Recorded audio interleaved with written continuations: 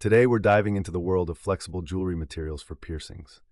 We'll cover PTFE, bioplast, PEEK and PHA, and why knowing their differences is crucial. Right? And it sounds like there's a lot of confusion in the industry about these materials. What's the main takeaway for piercers? First off, PTFE outperforms bioplast in dimensional stability for healing piercings. Bioplast can soften slightly, which isn't ideal for long-term wear. So PTFE would be a better choice for someone with a new piercing, especially if they're active. Exactly. For a healing navel piercing, PTFE maintains its properties much better under stress than bioplast, which can absorb moisture. Got it. And what about the regulatory side? I heard there are new EU regulations affecting these materials.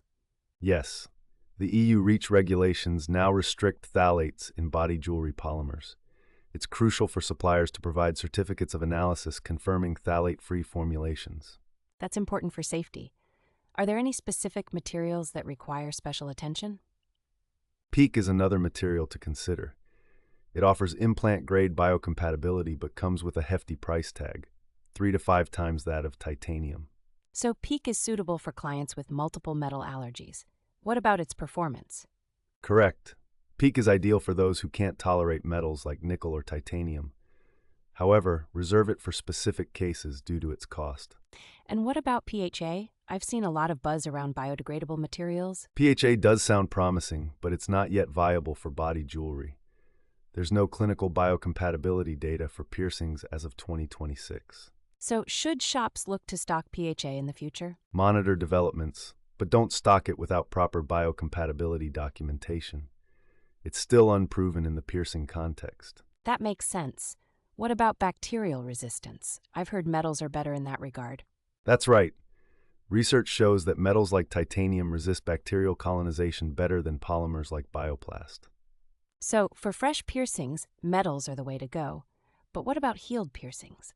For healed retainers, PTFE and bioplast are still suitable. The bacterial adhesion difference becomes less significant in low fluid scenarios. That's a relief. Flexibility is important, but we can't overlook safety. What are the best practices for selection? Always prioritize materials that meet ASTM or ISO biocompatibility criteria for fresh piercings, and verify supplier compliance with regulations. So it's all about sourcing reliable materials. What's the last takeaway for piercers? Understand the specific application of each material. Not all polymers are created equal, and their performance can vary significantly. Absolutely. Piercers should stay informed and choose materials carefully based on the healing phase and individual client needs.